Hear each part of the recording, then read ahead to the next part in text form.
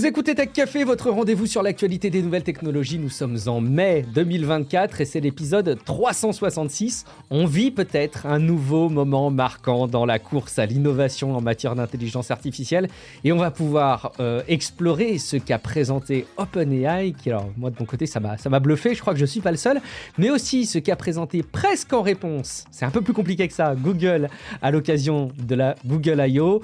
Je suis Guillaume Vendée, podcasteur technophile enthousiaste, et je retrouve alors quelqu'un qui me disait qu'on n'a pas enregistré d'épisode de podcast ensemble depuis plus d'un an, depuis 2022. Donc évidemment, c'est avec le plus grand plaisir que je retrouve Manu Castejon, alias Nobunagashi sur les réseaux sociaux, le rédacteur en chef de Frandroid. Salut Manu, comment vas-tu ? Exactement, salut Guillaume, et ça va extrêmement bien, et surtout je suis très content de revenir ici. Je regarde mes conversations, et là la dernière conversation qu'on a eue sur Skype, dernière conversation que j'ai eue sur Skype d'ailleurs, et c'était avec toi, c'était le 10 mai 2022, on est le 15, donc il y a 2 ans quasiment jour pour jour. Sache que j'ai pas attendu 2 ans que 2 ans s'écoulent explicitement pour te reproposer qu'on échange ensemble. Vous l'avez compris, vous qui écoutez Tech Café depuis plus longtemps encore peut-être. Guillaume Poggiaspala n'est pas là cette semaine. Il nous a laissé les clés pour pouvoir parler de l'actualité des nouvelles technologies cette semaine sans sa préparation éditoriale. Donc il n'y a pas le côté ciselé des préparations des news qu'il peut faire d'habitude. Mais enfin, j'espère qu'on va relever le challenge comme il se doit. Je suis en tout cas ravi de faire cet épisode en ta compagnie, Manu. Avant qu'on parle de tech, on va passer, je pense, un bon moment parce que déjà on échangeait, Manu et moi, pour tout vous dire, par message interposé, pas très long, mais sur les conférences qui ont eu lieu là. Donc on va avoir des choses à se dire, c'est cool. J'en profite aussi pour remercier les personnes qui ont accepté de soutenir Tech Café depuis l'épisode de la semaine dernière, et notamment MacGreg4000 et Luc Julia, qui nous fait le plaisir de renouveler son soutien. Vous savez, on le présente à chaque fois comme un des papas de Siri. Alors, je sais qu'on va pouvoir échanger avec Luc Julia très prochainement pour un épisode spécial. J'ai vraiment hâte parce qu'il a beaucoup de recul sur l'intelligence artificielle et sur ses interfaces vocales.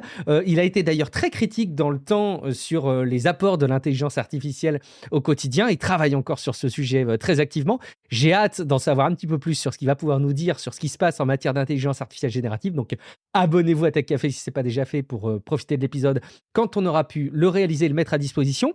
Et puis, si vous aussi, vous aimez Tech Café, que vous trouvez que ça vous est utile dans votre quotidien, peut-être pour votre veille professionnelle ou parce que la tech, ça vous passionne, vous n'avez pas toujours du temps à consacrer en plus dans votre journée à regarder encore des vidéos. On sait qu'il y a la guerre de l'attention des médias qui fait rage. Mais il y a encore des petits moments de disponibilité pour écouter du contenu qu'on espère être de qualité. C'est probablement pendant que vous faites d'autres choses, du bricolage, du ménage, du rangement, du sport. Vous écoutez peut-être des podcasts et vous écoutez peut-être Tech Café. Vous joignez l'utile à l'agréable et vous passez, je l'espère, un bon moment en notre compagnie. C'est le moment de vous dire peut-être que ça vaut le coup. Là, pendant que j'écoute l'épisode, je vais sur patreon.com/techcafé et j'envisage de soutenir le podcast pour qu'il soit là le plus longtemps possible. Autre manière de nous soutenir, c'est évidemment de déposer des avis sur Apple Podcasts, sur Podcast Addict, qui permettent de montrer aux personnes qui cherchent des contenus en podcast, notamment sur la tech, que c'est des contenus de qualité qu'on trouve dans Tech Café.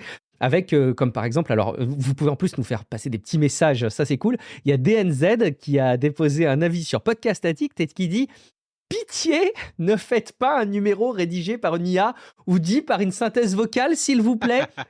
DNZ, je suis navré, vraiment, tu l'as probablement, et peut-être que tu es ironique d'ailleurs, peut-être que tu l'as entendu, mais effectivement, si vous avez écouté l'épisode supplément de Tech Café qui est diffusé depuis quelques jours, en fin de semaine dernière, vous avez entendu le travail qu'a fait Guillaume Poggiaspala avec une composition intégrale à base d'intelligence artificielle. On sent la patte et l'écriture de Guillaume Poggiaspala, mais il y a des compositions musicales et surtout une présentation par une voix générée par intelligence artificielle qui a pris un coup de vieux depuis cette semaine. Ça, on va en reparler tout à l'heure. Mais en tout cas, l'exercice était sympa, façon laboratoire. Et évidemment, vous l'avez compris, on s'engage à avoir des voix 100% humaines et du contenu 100% humain dans Tech Café. On est un peu les artisans de la tech pour parler de la tech, mais on voulait faire ce petit exercice. Et on reviendra avec Guillaume sur toutes les petites astuces qu'il a pu trouver et un peu les coulisses de cet épisode. Et vraiment, soyez assurés que ce n'est pas prévu de faire des épisodes régulièrement comme ça. C'était d'ailleurs l'exception qui confirme la règle. Et en même temps, ça Avant, devient de plus en plus difficile de déceler ouais. les voix humaines des Oui, fausses voix générées artificiellement. ah mais carrément, mais tu sais pas que les voix, parce que je voyais ce matin dans mon fil Twitter, je suis tombé sur une vidéo, je suis tombé sur une vidéo de Patrick Bruel qui rappe.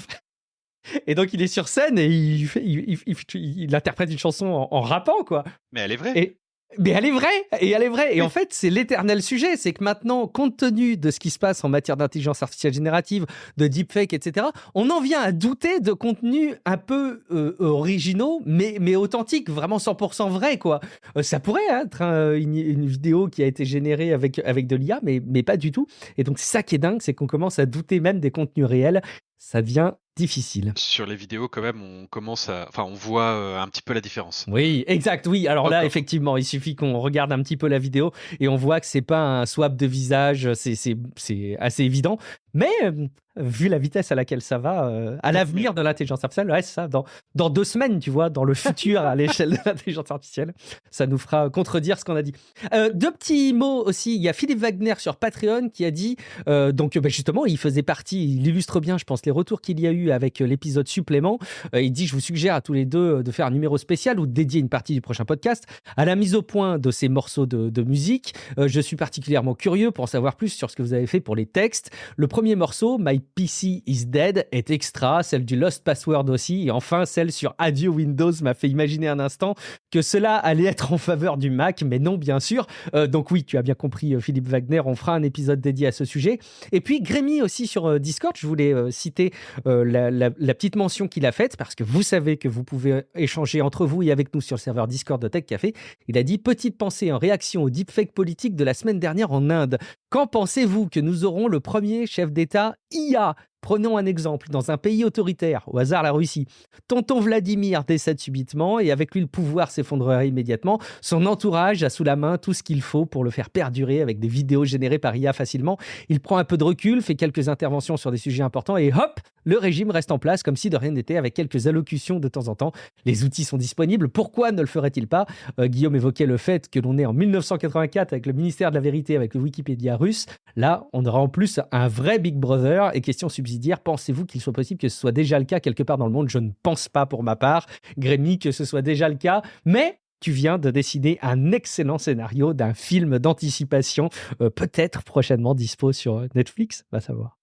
Et surtout, quel serait l'intérêt pour la personne qui gère l'IA, puisque, enfin, on imagine que pour reprendre ton exemple, imaginons que Vladimir Poutine passe l'arme à gauche. Ouais.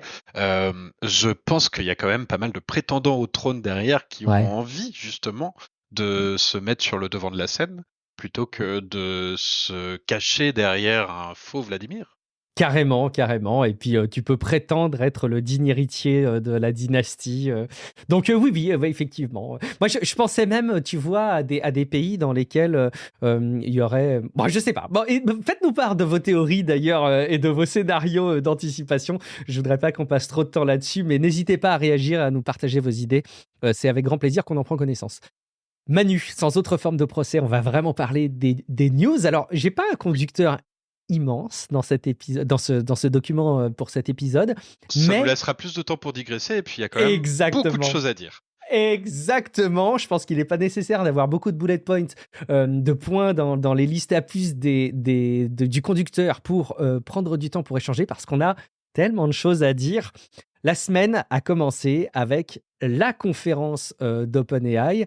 Je dois déjà décrire un tout petit peu cette keynote, cette présentation, qui, sauf erreur de ma part, est la première vraie keynote d'OpenAI. Je ne crois pas qu'il y ait eu comme ça de présentation en bonne et due forme de cette manière, qui arrive donc la veille, c'était prévu, de la Google I.O., qui est cette conférence de Google annuelle, qui, vous le savez, donne un peu le marqueur de l'entreprise. On va en reparler juste après, et qui arrive quelques semaines avant la WWDC, qui est là aussi un autre marqueur de la technologie et de la mobilité. Et donc là, on avait OpenAI qui a pris la parole, donc incarné par des personnes sur scène qui venaient présenter les mises à jour de printemps. Et moi, je suis vraiment encore estomaqué par le fond. Déjà, sur la forme, effectivement, il y a un petit environnement façon studio qui semble avoir été monté, mais sans grande prétention. On se sent un peu dans l'appartement des équipes d'OpenAI. Hein. On ne se sent pas sur une grande scène immense. C'est en petit comité. On pourrait presque comptabiliser le nombre de personnes qui applaudissent des mains. Donc, quelque chose de très humain et de très chaleureux. Est-ce un hasard? Je ne sais pas. Et donc, en tout cas, sur le fond, OpenAI a présenté GPT-4 O, donc je vais le dire en français, GPT-4O. Je ne peux pas m'empêcher de voir derrière le for O quelque chose qui tournerait autour de for all, et vous allez voir pourquoi derrière, même s'ils ont dit que le O était pour omnimodal. Donc évidemment, le GPT-4O est omnimodal avec des interfaces de conversation par texte, mais il est capable aussi de voir, de comprendre ce qu'il voit, d'interagir avec ça, et surtout d'interagir à la voix. Et je pense que c'est peut-être le point central de cette présentation et de cette version 4.0 de GPT, c'est le fait que la voix est extrêmement convaincante. Ça explose pour moi toutes les interfaces vocales, en tout cas dans la démonstration. Ça explose tout ce qui a pu être représenté jusque-là. Siri était déjà clairement une interface vocale en retard et moquée. Mais à ce stade, on arrive à l'âge de pierre de la technologie quand on compare Siri avec cette nouvelle version de ChatGPT. Donc il y a aussi d'autres petites annonces qui sont faites, notamment une version d'application pour PC, Mac qui arrive, là c'est dispo en tout cas en premier sur Mac, en priorité pour les personnes qui sont abonnées à la version payante. Il y a une petite mise à jour de l'interface utilisateur qui, je trouve, n'était pas forcément particulièrement désuète, mais évidemment ils sont dans des itérations maintenant dans l'interface utilisateur également. Et effectivement, cette interface vocale est complètement dingue. Comprend déjà assez bien, et tout ça encore une fois sera à mettre avec beaucoup de bémols, on va en reparler avec toi Manu, mais en tout cas comprenait plutôt globalement bien ce qui se passait avec les démonstrations sur scène, était extrêmement réactif, c'est-à-dire qu'on n'a pas plus de, pour moi, une demi-seconde d'attente entre les instructions et la réponse, à voir dans les cas réels et dans la mise à disposition de l'outil. On a la possibilité de le couper, donc ça veut dire que l'assistant peut parler, vous raconter un truc, et en même temps, vous pouvez lui couper la parole, et il va comprendre que vous interagissez avec lui, et il va pouvoir adapter et répondre à votre discours comme un vrai dialogue avec un véritable humain. Et puis, il y a les intonations de voix, qui sont complètement folles. Évidemment, cette version de ChatGPT peut chanter. Elle peut avoir des intonations extrêmement naturelles avec des mais oui, bien sûr, mais je ne sais pas. Des choses, on entend évidemment encore une fois que c'est des voix qui sont générées par des ordinateurs, mais c'est bluffant, complètement bluffant. Et je crois que ça va être un vrai marqueur. Alors, comme je le dis, il va falloir comparer cette démonstration qui a été faite en vidéo et diffusée en vidéo pour une keynote avec la réalité de la mise à disposition de l'outil. Manu, qu'est-ce que tu as ressenti quand tu as vu cette conférence, cette présentation? Alors déjà, je vais rebondir un petit peu sur ce que tu as dit sur la forme, parce qu'effectivement, au niveau de la forme, c'était une conférence, une keynote d'une demi-heure à peine. C'était vraiment millimétré. Le début, c'était une présentation des nouveautés, de ce qui allait être présenté, puis ensuite des démonstrations claires, nettes, précis, par rapport à la suite de ce qu'on discutera Carrément. au sein de ce podcast. Ça, c'est très marquant. Ça m'a fait rire, j'ai vu passer sur Twitter quelqu'un qui disait aussi si jamais vous faites des présentations, rappelez-vous que la startup qui a levé le plus d'argent ces dernières années, donc OpenAI, fait des présentations de texte noir sur fond blanc. Ah oui, Vous c'est emmerdez vrai. pas avec Canva, c'est C'est vraiment vrai. le strict minimum. C'était 3 slides, du texte noir sur fond blanc. En fait, il y avait rien à montrer. Enfin, il y avait rien à écrire finalement. Tout était déjà à présenter via ChatGPT et via ChatGPT Voice. Donc ce nouvel assistant effectivement vocal qui est ultra impressionnant. Et alors pour avoir vécu les deux conférences dont on va parler ce soir, j'ai été effectivement très bluffé par le côté très naturel de la façon de s'exprimer de ChatGPT Voice et tous ces petits marqueurs. Alors il y en a qui disent que ces marqueurs servent aussi justement de temps de réflexion au modèle Ouais, c'est possible. et que ce petit au début des phrases sert justement à laisser le temps au modèle d'aller chercher ces informations, de calculer tout ça. D'aucuns diraient comme un humain. Comme un humain, exactement. Ce qui n'est pas vrai a priori, puisque en fait, quand on regarde plein de démonstrations, il y a notamment une vidéo où on voit deux téléphones qui, donc avec ChatGPT Voice, qui chantent une chanson. Ah L'un oui. après l'autre, en fait, tour à tour, ils ont leur couplet, leurs phrases, etc. Et il y a zéro latence, il n'y a aucun marqueur justement dans la voix. Donc a priori, bon, bah, c'est vraiment des marqueurs qui ont été rajoutés pour donner un côté beaucoup plus humanisé à la Mhm. voix et à cet assistant. C'est assez fou. Qu'est-ce que ça t'évoque, toi, le fait d'avoir une interface vocale de ce type-là? Je sais que tu gardes des réserves, on en parlait par message, sur la réalité de ce qui sera mis à disposition pour les utilisateurs. Allez, admettons, faisons l'exercice. Ce qui a été présenté dans la présentation, dans la keynote, c'est réel, c'est vraiment ce qu'on a demain. Est-ce que tu penses que c'est de nature à changer notre expérience utilisateur? Ou est-ce que je m'emballe un peu et que finalement, ça change pas le fond? J'ai du mal encore à mesurer ça, moi, de mon côté. Alors effectivement, il faut toujours rappeler que bah, les démonstrations techniques sur un plateau, bah, déjà, tu sais, on l'a vu dans les screenshots, il était en mode avion, donc il était branché en Ethernet.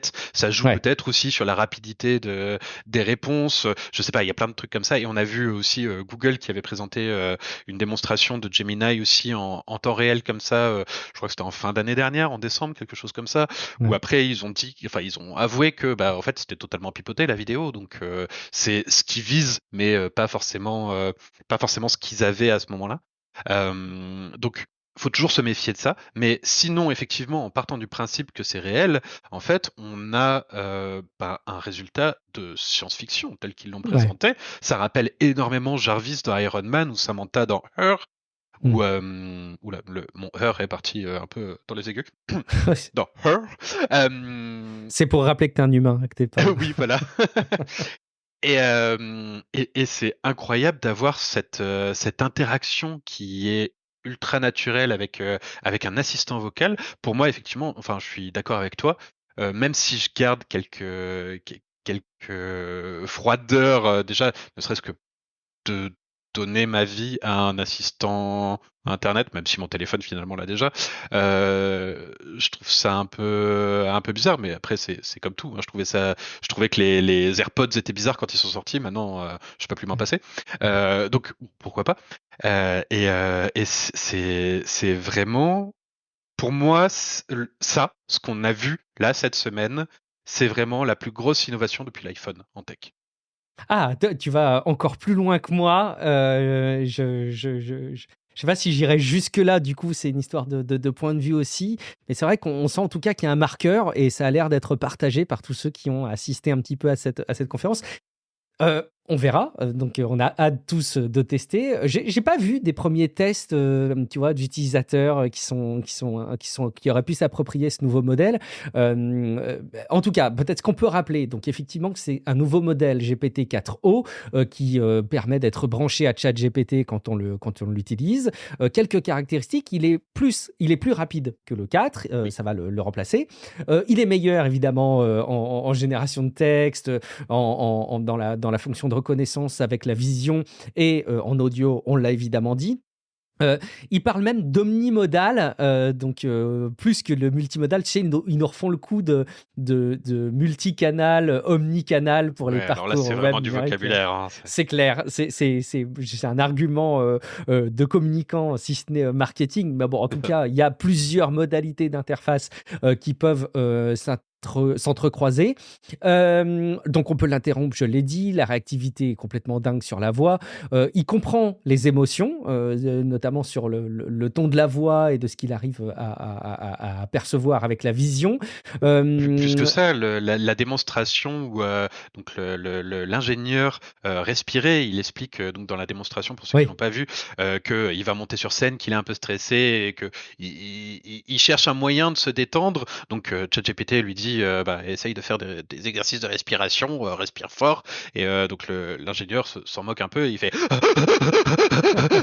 et donc ChatGPT le top et lui dit bah non en fait respire profondément longtemps puis après tu bloques tu relâches et c'est incroyable de voir qu'en fait c'est plus du tout ce qu'on peut imaginer d'un assistant qui comprend ce qu'on lui dit, ce qu'il voit, une image ou quelque chose de concret, mais une respiration, Mm, mm, mm. juste une respiration. Il est capable d'interpréter ça alors qu'il n'y a pas de mots, quoi, quelque part, et qu'il ne les comprend pas et qu'il ne les traduit pas avec des mots. Donc, on sent qu'il y a un marqueur qui est passé. Et puis, OpenAI, ils ont fait aussi une démonstration au-delà de leur performance technique avec GPT-4o. À mon sens, de mise à disposition de leur service et de viabilité auprès des utilisateurs avec des choix qui me semblent assez audacieux. Alors, je termine en disant évidemment que vous pouvez naviguer sur Internet, enfin en tout cas que GPT-4o peut aller naviguer sur Internet, que vous pouvez configurer des éléments qu'il va pouvoir mémoriser dans le temps. Qu'est-ce qu'il y a d'autre? Ils ont amélioré la qualité et la vitesse pour plus de 50 langues. Évidemment, il est disponible en API comme l'était la précédente version, mais 2 fois plus rapide et 50% moins cher. Donc là, il y a un gap, enfin 50% plus économe en énergie. Donc évidemment, il y a un gap qui est fait. Il y a la possibilité de résoudre des équations, même si les exemples d'équations qui étaient présentés dans le cadre de la keynote n'étaient pas des équations de très très haut niveau. Mais enfin, en tout cas, il y a ce raisonnement. Il y a une autre vidéo aussi dans la playlist de la keynote d'OpenAI. C'est une démonstration finalement assez classique, mais pour apprendre à un enfant comment calculer l'hypoténuse, sans donner tout de suite la réponse, mais en le guidant dans le raisonnement. Donc ça, on voit qu'il y a vraiment cette possibilité d'interface pédagogique et éducative qui est là. Et puis, donc, là où je voulais en arriver quand même sur la stratégie d'OpenAI et de la manière dont ils mettent à disposition ces services, c'est qu'ils font des choix qui me semblent aussi très convaincants, à savoir, ça va être dispo pour tous. C'est-à-dire, vous n'avez pas besoin d'être abonné à OpenAI pour profiter de GPT-4o. Grosso modo, GPT-4o, ça va remplacer tous les modèles qui vont être à dispo, que ce soit dans la version gratuite ou payante de ChatGPT. Il y a aussi une autre évolution, c'est que les GPTs, donc vous savez, les petits GPT configurés pour des usages spécifiques, là aussi, ils vont être dispo pour tout le monde. Et en fait, bon, je commence un petit peu à me demander quelle serait la plus-value désormais de payer ChatGPT quand on voit tout ce qui est mis à disposition pour la version gratuite. Donc voilà, je sens qu'ils vont affiner aussi leur offre dans le temps. Mais même en matière... Alors, j'ai peut-être dit bêtises, dis-moi, corrige-moi. Attention, parce que en fait, il faut bien voir les différences entre les différents termes finalement entre GPT-4o, donc le modèle de langage qui se trouve derrière ChatGPT, donc ChatGPT, le service, le chatbot avec lequel on discute, et ChatGPT Voice. Du coup, et cet assistant auquel on parle en direct et les améliorations. Alors, il existait déjà avant, et là, en fait, il a été amélioré avec GPT-4o justement pour ce côté omnimodal, multimodal plutôt. Mais bref, utilisons leur terme marketing omnimodal. Et en fait, cette partie-là reste réservée aux membres, enfin aux abonnés plus. Donc à ceux qui payent, et tu pourras pas discuter avec ChatGPT comme dans la démonstration si tu payes pas. Oui, effectivement, c'est important quand même de dire qu'au-delà du modèle, il y a les interactions à la voix qui sont quand même assez centrales. Mais bon, je trouve que la différence entre la version gratuite et payante est moins marquante avec cette évolution qu'elle l'était avant. Enfin, après, vous nous direz aussi ce que vous en pensez. Je trouve peut-être que dans 6 mois, on a on a GPT-5 qui arrivera uniquement sur la version plus. Et bon, bref, on verra. Mais tellement, effectivement. Je vous invite en tout cas, pour prendre connaissance de toutes ces évolutions, à aller regarder encore une fois toutes les petites vidéos qui accompagnent la diffusion de la keynote sur la playlist YouTube d'OpenAI en l'occurrence. Il y a des trucs assez remarquables. Je ne sais pas si tu as vu cette vidéo où il y a 2 GPT-4o qui interagissent et qui chantent. Je trouve que tu as touché un mot tout à l'heure justement sur ce cas d'usage, enfin ce cas d'utilisation. Il y a 2 smartphones côte à côte. Au passage, à chaque fois, c'est des iPhones. Hein. Je dis ça, je dis rien. Il y a 2 iPhones qui sont tous... Oui. On pourra en parler d'ailleurs, hein, parce que y a un gros sujet là-dessus. Il y a des interrogations, des attentes pour certains, on va en toucher un mot. Mais on a cette version, notamment cette vidéo, dans laquelle on a 2 interfaces GPT-4o qui qui discutent. En fait, il suffit de les faire interagir l'un avec l'autre et voire même de se coordonner avec la chanson pour qu'ils puissent chanter ensemble. Je trouve ça complètement dingue et voilà, et je me demande dans quelle mesure est-ce qu'ils n'arrivent pas, ces interfaces, à doucement mais sûrement prendre le contrôle. On est tous d'accord pour dire qu'il n'y a pas plus d'intelligence qu'avant. Je pense qu'il y a par contre une illusion d'intelligence qui est plus grande qu'avant. Je ne sais pas si c'est de nature à nous faire plus peur qu'avant sur l'arrivée de l'intelligence artificielle. En tout cas, c'est assez ouf, quoi. Alors, pas forcément sur l'intelligence artificielle, mais sur la manière dont on interagit avec. Et pour moi, il y a une énorme différence justement entre les deux modèles qu'on a pu voir cette semaine, parce que c'est des démonstrations quand même relativement similaires, mais OpenAI a vraiment voulu mettre quelque chose de très humain dans sa voix et dans l'assistant, contrairement à Google où on a quand même une voix qui est très proche de celle de Google Assistant, qui est un peu robotique et très monotone. Là, comme on le disait tout à l'heure, il y a les petits marqueurs, etc. Mais quand on sait que il y a des personnes qui peuvent être comment dire un peu ne serait-ce qu'esselées et qui pourraient se tomber dans un schéma un peu malsain, typiquement le film Her avec Joaquin Phoenix, où il tombe amoureux de son assistant vocal, donc Samantha, qui est jouée vocalement par Scarlett Johansson, merci. Est-ce que le fait de trop humaniser l'assistant, on risque pas de justement tomber dans des dérives comme ça? On a vu aussi typiquement au Japon, je sais qu'ils peuvent se marier avec des assistants personnels, des intelligences artificielles, des robots, des machins. Est-ce qu'on risque pas de pousser des gens à s'enfermer, si tu veux, dans un côté un peu solitaire d'une vie avec un assistant, et en même temps, est-ce que c'est grave? Ça, c'est... En fait, si j'essaie de traduire ta question, c'est, enfin, plus que ta question, ta réflexion, c'est dans quelle mesure est-ce qu'une évolution de plus en plus convaincante d'une interface, notamment une interface vocale, avec toute la personnalité que ça induit, n'est pas plus, au bout d'un moment, dangereux et ne suscite pas plus de problèmes qu'autre chose? Et est-ce qu'au final, il ne faudrait pas se contenter d'un certain plafond de technologie sur le plan de la conviction pour rendre les choses suffisamment utilisables et confortables, au risque de tomber dans un travers derrière, quelque part? Je pense que c'est ça. Non ? Alors, plus dans la personnalisation que dans la conviction, parce que je suis pas du tout contre l'évolution de la technologie et du confort effectivement que ça apporte, mais dans le côté personnalisation et en fait ce surplus d'âme qu'il y a dans ChatGPT Voice, est-ce que c'est... Alors, sur une démonstration comme ça, c'est vraiment impressionnant et c'est bluffant parce que on a l'impression de parler à quelqu'un d'humain, mais justement, on a l'impression de parler à quelqu'un d'humain. Est-ce que c'est pas trop? On touche presque à une forme d'effet de vallée de l'étrange qu'on peut décrire aussi sur certains rendus de robots visuels. On vous laisse la question ouverte parce qu'on va pas pouvoir vous donner une réponse définitive et puis je pense que ça ne fait que commencer. Je termine avec quelques cas d'usage qui ont achevé de me convaincre sur ce que va pouvoir apporter cette évolution. Bon, évidemment, il y a la traduction en temps réel. Là, c'est une part qu'on peut déduire directement de la présentation qui a l'air d'être assez folle.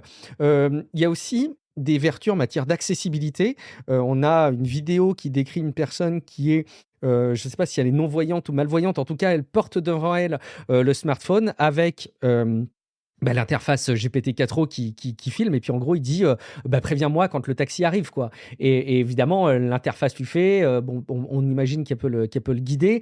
Il y a aussi des vertus de coaching avec des préparations à des entretiens. Ça, encore une fois, c'est grâce à la voix et grâce à toute cette subtilité de compréhension des émotions et de retranscription d'émotions que c'est possible.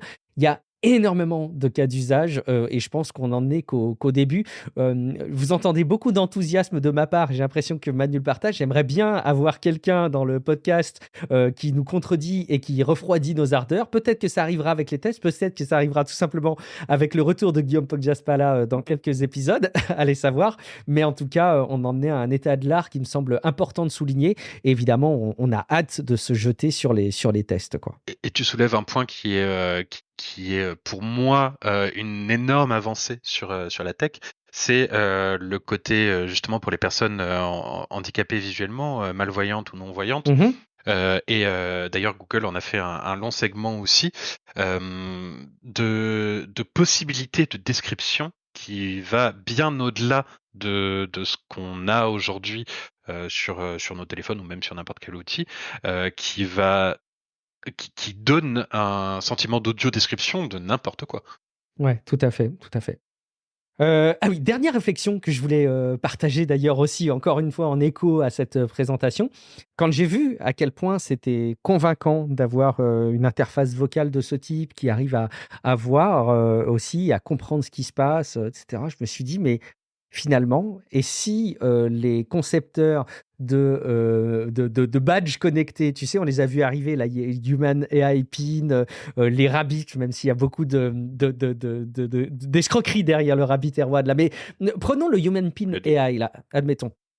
En tout cas, oui, alors, je crois qu'il y en a un qui est encore, à mon sens, encore plus une escroquerie que l'autre. Bon, enfin, bon, bref.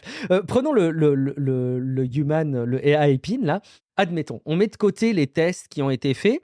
On imagine, vu de l'esprit, que ça fonctionne. Que techniquement, la connexion réseau est suffisante et que les capacités de raisonnement sont à la hauteur de ce qu'on a sur GPT-4o. Finalement, je me dis, mais ils ont raison. Et quand on voit des prestations technologiques de ce type, si tu as accès à ça en avant-première, mais tu te dis, mais évidemment qu'il faut réfléchir à une interface qui nous fait mettre de côté le smartphone et qui permet de faire peut-être demain 95% d'usage. Soyons clairs, ce qui a été mis à disposition avec ce produit n'est pas du tout convaincant. Il y a très peu de raisons de penser que technologiquement, simplement un nouveau modèle de langage tel que GPT-4o change la donne. Mais enfin, si on se projette à long terme, tu te dis peut-être que demain, ce serait possible. En tout cas, moi, ça me convaincrait beaucoup plus s'il y avait ça sous le capot et que c'était aussi bluffant. Alors moi, alors déjà il faut savoir que je suis pas du tout un tech enthousiaste. Je suis, oui, je suis toujours très frileux des nouvelles technologies et j'attends de voir quelque chose qui m'impressionne vraiment avant de vraiment m'enthousiasmer. Okay. Donc voilà, au moins vous savez à qui vous avez affaire. Mais pour le coup, j'y crois pas du tout. Mais alors vraiment pas du tout. C'est en fait, pourquoi vouloir remplacer le smartphone, sachant que le smartphone, on va toujours le garder, ne serait-ce que pour avoir un écran. En fait, on va toujours. Moi, mon téléphone, je l'utilise pour aller sur les réseaux sociaux, pour regarder des vidéos. Et en fait, j'ai besoin d'un écran. Et ça, les iPin, il le remplacera pas. Donc, pourquoi me dire que j'ai un objet qui est là, qui peut faire la même chose que ce que j'ai sur mon téléphone, et à la limite, si tu veux ne pas sortir ton téléphone, je pense que ça va plus être un accessoire de téléphone qui peut remplir cette fonction, un petit peu comme une montre connectée qui aujourd'hui, moi personnellement, je sors beaucoup moins mon téléphone depuis que j'ai ma montre connectée parce que j'ai mes notifications, en tout cas j'ai les notifications importantes, je les ai sélectionnées et j'ai pas besoin de sortir mon téléphone si j'ai pas quelque chose de très important à faire dessus. Et je me dis que avec ce genre d'intelligence artificielle, on va pouvoir aller encore plus loin, que ce soit, alors effectivement, peut-être avec un petit accessoire qui se rajoute, mais pas qui viennent remplacer le smartphone, qui soit un ajout au smartphone. Ça peut être des lunettes connectées. Alors bon, on a vu un petit peu la débâcle qu'il y a eu autour des Google Glass il y a quelques années, le fait que ça puisse filmer en public, etc. Bon, en même temps, depuis, il y a eu les Meta Ray-Ban, les Snapchat Spectacles et compagnie. Et a priori, ça semble plus ou moins accepté. Donc pourquoi pas des lunettes connectées qui auraient ce côté assistant. Tu peux avoir des lunettes, des écouteurs avec un micro. Et en fait, t'as plus besoin de sortir ton téléphone, mais ça reste connecté à ton téléphone. Et tu appuies sur un bouton et la caméra de tes lunettes s'active et tu peux lui dire bon voilà, là je suis où et puis là pour réparer mon moteur comment je fais, vas-y explique-moi. Et c'est ton téléphone qui va traiter l'information via ces modèles et te les retranscrire directement via des écouteurs, soit intégrés à tes lunettes, soit intégrés à l'appareil, soit dans des écouteurs ou un casque que tu portes déjà, mais pas forcément un appareil dédié à ça. Soyons clairs, hein, je ne veux pas qu'on me fasse dire ce que j'ai pas dit. Je suis dans la même situation que toi à la base, et notamment quand je voyais les tests, je faisais partie des premiers, notamment sur le serveur Discord, des discussions en disant bah oui, je vous l'avais bien dit, le smartphone, ça rend tellement de services aujourd'hui, je vois pas pourquoi on chercherait à tout prix à s'en écarter, effectivement. J'ai pas fondamentalement changé d'avis. Ce qui a changé dans ma vision des choses, c'est de me dire quand on voit ce type d'évolution, peut-être que progressivement, dans le temps, tu vois, aujourd'hui, on a quoi, je sais pas, 5-10% d'interaction avec notre smartphone à la voix. Peut-être demain, ça va passer à 30, 40, 50. Peut-être qu'avec l'évolution, ça va être de plus en plus convaincant. Il y aura toujours des cas où on ne sera pas à l'aise pour parler parce qu'on sera à côté des collègues, on sera dans la rue, on sera dans les transports. Il y a plein de cas d'usage où on n'aura pas envie de parler, mais admettons, et ils sont évidemment très nombreux et notre vie ne va pas changer suffisamment pour que ça change, mais peut-être à très long terme, pourrait un petit peu plus facilement le concevoir qu'avant. Bon, voilà. C'est juste une vision des choses par rapport à l'évolution technologique. Parce que si tu réfléchis à ta journée, finalement, les moments où tu es tout seul et où tu vas te dire que c'est pas dérangeant de parler avec ton téléphone et d'avoir ton téléphone qui te répond à voix haute aussi au passage, sont relativement rares. Après, ça dépend aussi de ton rythme de vie. Je sais que en région parisienne, beaucoup de monde prend le métro ou les transports en commun. Forcément, c'est beaucoup plus difficile qu'une personne qui va avoir sa voiture individuelle et qui pourra discuter avec son assistant dans sa voiture pendant son trajet. Effectivement, c'est assez rare, et pour les personnes pour qui ce n'est pas rare, c'est pas suffisamment des cas répandus pour que ça justifie un changement massif dans la distribution de ces produits. Bon, ok, un point pour le smartphone, encore une fois. Une dernière mention. Il y a Obeuf sur Discord qui réagissait. Il disait « Je note une chose assez terrifiante avec leur app ». Donc, il parle de la partie application desktop de ChatGPT que vous allez pouvoir installer sur votre ordi. Dans l'exemple, l'usage de l'intelligence artificielle pour le code, effectivement, c'est une espèce de copilot, un petit peu. L'interlocuteur semble dire là, il ne voit rien, je vais juste lui mettre en surbrillance le code et lui partager en faisant un CTRL-C, CTRL-V. Et il demande, êtes-vous en train de me dire que leur app peut lire le contenu de notre presse-papier? Si c'est ça, ça va être la foire aux slips de contenu qui ont été dévoilés par erreur, sans parler que le partage d'écran avec l'intelligence artificielle et par défaut tout l'écran, ça en fait de l'info non désirée qui peut facilement se faire digérer sans consentement. Alors effectivement, je pense que ça pose aussi des questions sur ces aspects-là. C'est des choses qui devront être arbitrées. C'est intéressant maintenant qu'assez vite, on ait des personnes qui soulèvent ce type de risque et ce type de problématique quand ce type de service est présenté. Un point vigilance pour toi, Obeuf, là-dessus. Et il va y avoir une grande question, je pense, dans les années à venir, si ce n'est les mois, hein, vu la vitesse à laquelle ça va, sur ce qui est fait dans le cloud, ce qui est fait on-device. Et ça, je pense que Apple va beaucoup faire bouger les lignes à ce niveau-là, puisqu'on sait que tout ce qui est sécurité et vie privée des données, sécurité des données et vie privée, c'est au cœur de la politique d'Apple. Tout ce qui est sur votre iPhone reste sur votre iPhone, hein, vous connaissez un petit peu la chanson. Et ce qui va arriver avec l'arrivée de l'intelligence artificielle chez Apple, je pense, va pousser un petit peu les lignes pour aller dans ce sens-là, à savoir que, oui, alors tu pourras partager ton bloc-notes ou ton écran à ton assistant personnel sur ton Mac ou ailleurs, hein, mais pour des données qui seront traitées uniquement en local et pas dans le cloud. Alors, quand ça arrivera, on ne sait pas. Hein, on sait que, alors peut-être que je m'avance un petit peu sur la suite du conducteur, mais on sait que Apple travaille beaucoup dessus et par contre qu'ils seraient pas prêts pour cette année. On sait aussi qu'ils ont été en tout cas, on a entendu dire qu'ils ont été en discussion avec à la fois Google pour intégrer Gemini dans l'iPhone et OpenAI pour intégrer ChatGPT. A priori, des derniers petits messages que j'ai vus, encore ça reste toujours des rumeurs, ce serait OpenAI qui aurait remporté le contrat. Et donc on pourrait dès juin, dès la WWDC, en apprendre un peu plus à ce niveau-là pour savoir si on a un remplaçant de Siri sur l'iPhone animé par ChatGPT. Propulsé, ouais. Voilà, propulsé par ChatGPT. Après, reste à savoir dans quelle mesure Apple acceptera de donner autant d'informations sur ses clients à une entreprise tierce et qu'est-ce qui sera traité sur le device. D'ailleurs, j'en profite pour faire un petit aparté. Samsung, quand ils ont présenté leur Galaxy S24 en début d'année, ils ont aussi présenté Galaxy AI, donc toute une suite de logiciels d'intelligence artificielle au sein du téléphone qui permet, alors c'est main dans la main avec Google, notamment Circle to Search, on appuie sur un bouton, on entoure quelque chose sur l'écran, et alors là on a des réponses, des questions, enfin bref, un petit peu comme, enfin c'est de la recherche multimodale. Et une partie de ces, enfin ils ont bien appuyé sur le fait qu'une partie de ces actions sont traitées directement en interne sur le device et que ça part pas dans le cloud. Ouais, c'est un enjeu dont va s'emparer évidemment à Apple, et on imagine bien qu'il y aura des modèles pour réagir à des petites instructions en local du style allume la lumière, etc. Puis dès qu'il faudra aller interagir plus profondément, ça pourra partir sur le cloud.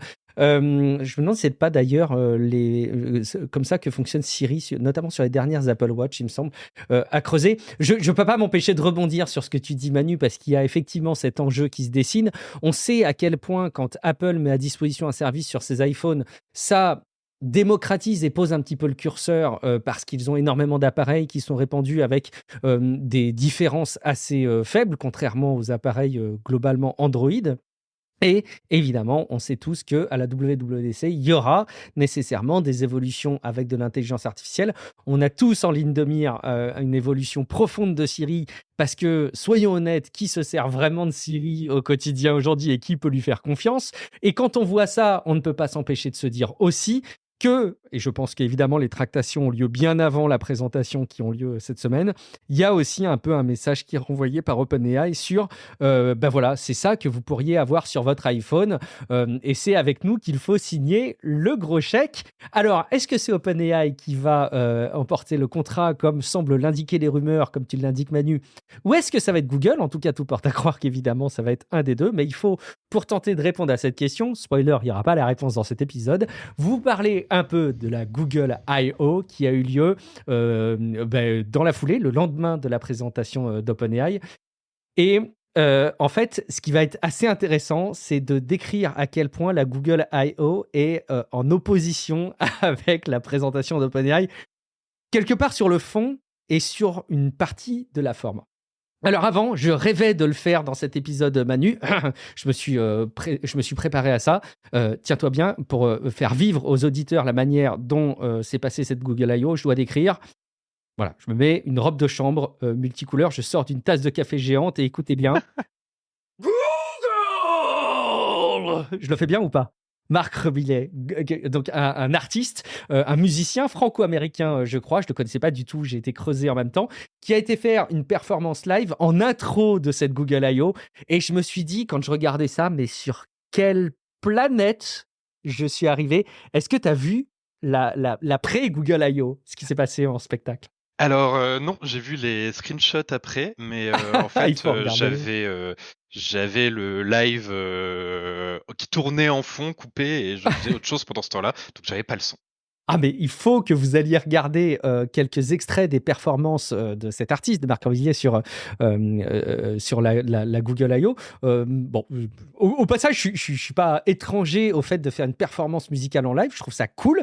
Je trouve ça intéressant que là où OpenAI vous met à disposition une technologie, enfin vraiment une 100% une technologie, mais qui est habillée derrière le plus d'humanité possible, c'est marrant de voir que Google vous amène un humain sur scène pour introduire sa Google I.O.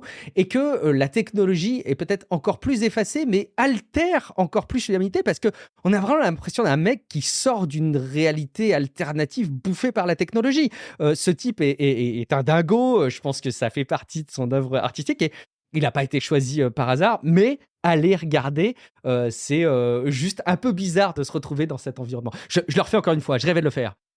Let's Google! Voilà, c'était à peu près ça. Allez regarder les vidéos. Donc, je rêvais de le faire.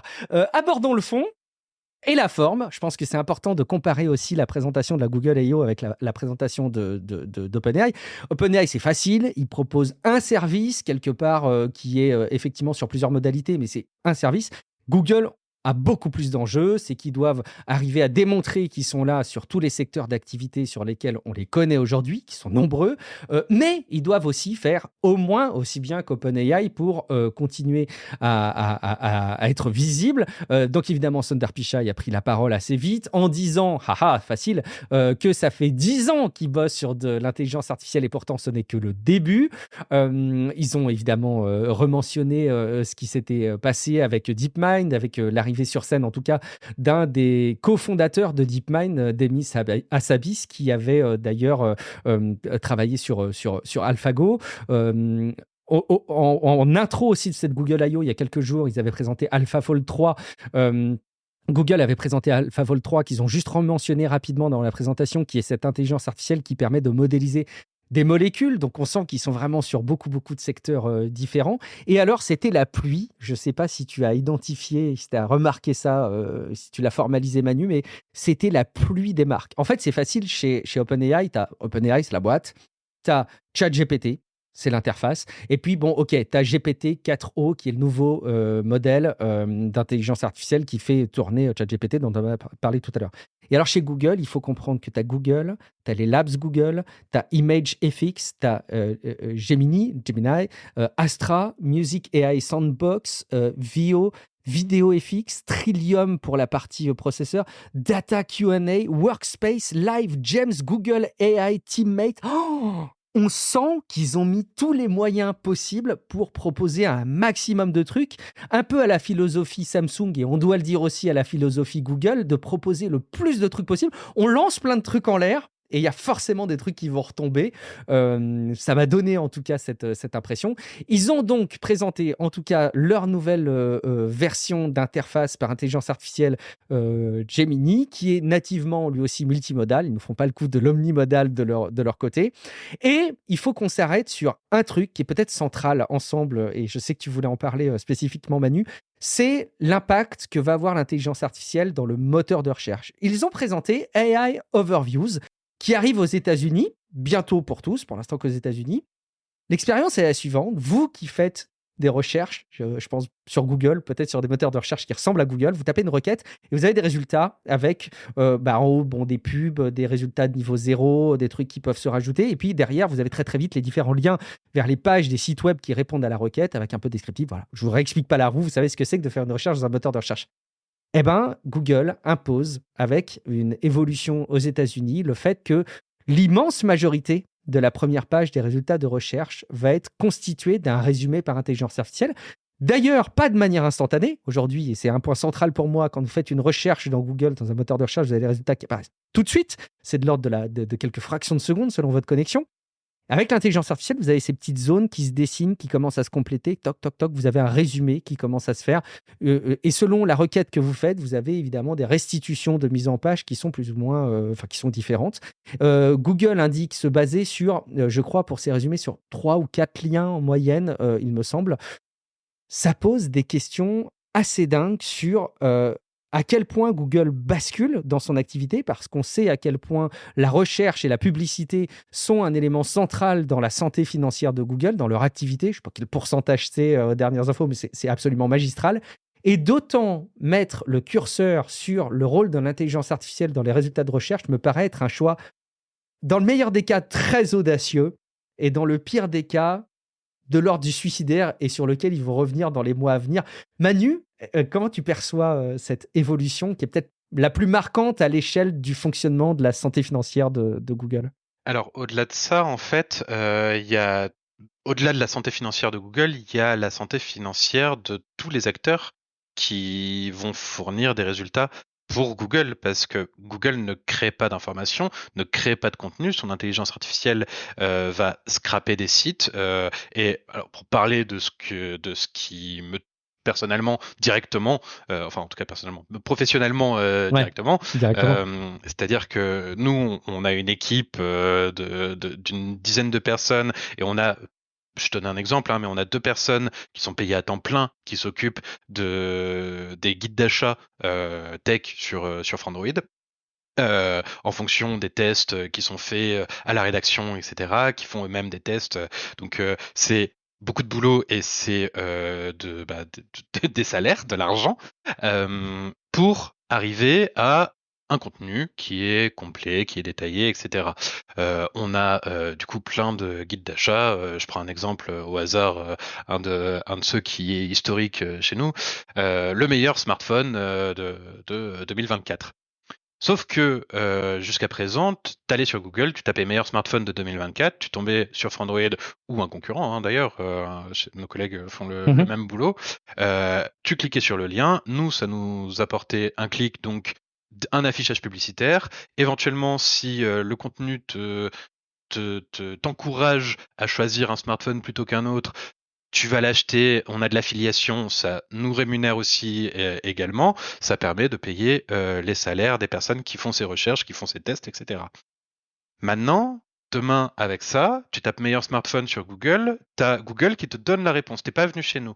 T'as pas cliqué, on n'a pas d'affichage publicitaire. Tu passes directement via les liens affiliés Google. Donc maintenant, c'est plus nous qui gagnons de l'argent, mais c'est Google. Comment on paye les journalistes derrière pour tester les produits, pour faire le travail de recherche, etc., pour avoir une vision globale des choses. Donc ça risque de poser un problème sur la qualité des données à long terme qui vont être utilisées. Il y en a beaucoup qui disent que ça va repousser justement remettre en avant les sites communautaires. On voit notamment Reddit qui gagne beaucoup en puissance ces derniers temps, notamment aux États-Unis. Justement parce que la première page de Google est devenue abominable. Beaucoup de sites poubelles qui sont là juste pour du SEO, c'est de l'optimisation et du contenu qui est généré par des IA d'ailleurs, pour certains, ou qui sont vraiment faits pour dans l'optique claire et nette de gagner de l'argent. Donc pourquoi pas récupérer plutôt de l'information sur Reddit, ou moi le premier, quand je fais des recherches maintenant, je vais plus rechercher sur YouTube ou sur Reddit que sur Google. Ou sur un endroit très précis, genre Wikipédia par exemple. Et ce qu'on aime sur Reddit, c'est que justement, on a de vraies personnes derrière qui nous répondent, etc. La différence, c'est que quelqu'un qui sur Reddit va me conseiller un téléphone, en fait, il est pas professionnel, il n'a pas forcément testé tous les autres comme nous on a pu le faire. Donc Google va mettre en avant un résultat qui sera pas forcément une vision exhaustive du marché et de ce qui est proposé. Donc ça, c'est un problème qui a été soulevé, c'est un problème qui d'ailleurs a été a priori, en partie tout du moins, pris en compte par Google, puisque on peut voir, certains ont mesuré un petit peu, il faut savoir que ce résultat d'intelligence artificielle qui s'affiche sur Google, qui est disponible aux États-Unis, pas chez nous, qui s'appelle SGE, Search Generative Engine, je crois. Il faut voir que, en fait, ces résultats étaient présents sur énormément de requêtes encore en février dernier, et qu'aujourd'hui, la majorité des requêtes ne proposent plus cette génération par intelligence artificielle. Alors, est-ce que c'est une question de coût? Parce que c'est utiliser de la puissance de calcul, des tokens. On sait que l'intelligence artificielle coûte cher aussi. Est-ce que c'est une question de coût parce que il y a plein de fois où en fait les gens voulaient juste aller sur Wikipédia ou YouTube ou avoir un résultat direct, et ils n'ont pas envie qu'une intelligence artificielle leur synthétise la moitié du web pour avoir leur réponse? Ou est-ce que c'est justement une prise en compte des partenaires indirects de Google qui ont un peu tiré la gueule de se dire que Google vole des clics? Mais justement, Manu, si je prends toute ton analyse, est-ce que tu penses que ce choix d'imposer un résumé systématique avec chaque requête dans Google basé sur un travail d'intelligence artificielle, compte tenu de l'expérience utilisateur que ça amène, qui me semble être ok, c'est chouette, c'est cool, mais le fait que ce soit mis systématiquement, je ne suis pas certain que les gens ne soient pas en train de préférer parfois le fait d'avoir une requête qui soit plus fluide, plus légère, et qui amène surtout à des recherches qui pointent directement vers des pages ou des sites en particulier. Et d'avoir les résultats qui s'affichent tout de suite. Ça, c'est pour les utilisateurs. Côté professionnel, basé sur la mise à disposition de contenu sur Internet, ça pose aussi des vrais problèmes et des vraies questions de remise en cause de leur fonctionnement sur le plan économique. Est-ce que, comme moi, tu envisages la possibilité que dans quelques mois, ce soit un retour arrière qu'on constate sur le moteur de recherche de Google et que ce ne soit pas déployé dans le reste du monde, à ton avis? Je pense pas. Ok. Après, ils vont quand même devoir se frotter aussi à toute la réglementation européenne, qui est assez stricte. On l'a vu avec le DMA récemment, le DMA, le DSA.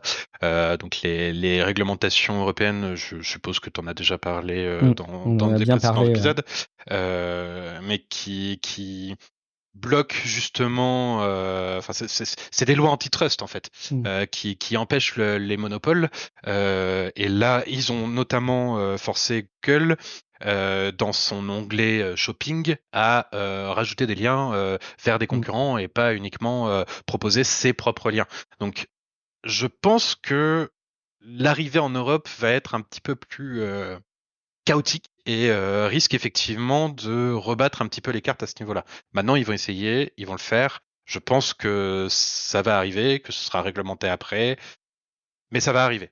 Et aux États-Unis, maintenu, pas de retour arrière. Pas dans un premier Ok. temps. Mm. En fait, je pense aussi que c'est l'ordre des choses. Là, je viens de donner quand même mon point de vue en tant que journaliste qui vit Ouais. justement des clics et de l'affiliation. Donc forcément, une vision très négative. Après, en tant qu'utilisateur, je pense c'est quand même la marge des choses, que ce soit via les moteurs de recherche, enfin le moteur de recherche de Google. On sait aussi que OpenAI travaille sur un moteur de recherche via intelligence artificielle. On ne sait pas exactement quelle forme ça va prendre, mais c'est intéressant de voir qu'il y a de la concurrence. On a Microsoft avec Bing qui propose les deux. On a à la fois un moteur de recherche très traditionnel et un moteur de recherche conversationnel à ChatGPT, avec des sources, etc. Donc, je pense que revenir en arrière là-dessus, c'est comme revenir en arrière sur Internet dans les années 90 et dire non, la presse et les médias, c'est que le papier. Tu vois, Ok. je pense que c'est trop tard pour revenir en arrière. Ok, bah, on verra. Peut-être que l'avenir me donnera tort. Moi, je me mouille en disant que c'est pas forcément un souhait de tout le monde. Et le fait que ce soit imposé, pour moi, pourrait être un truc qui pourrait être rediscuté assez rapidement. On verra, Manu. Et puis ça dépendra de la rapidité, de la pertinence, etc., etc. Donc à suivre. Imposé, mais pas le Ouais. seul. Et pour reprendre mon analogie avec la presse papier et Internet, aujourd'hui, les deux cohabitent. Alors certes, ça a fait très mal à la presse papier, mais la presse papier existe encore. Ouais, exact, exact. En tout cas, effectivement, la proportion a été sacrément remise en question.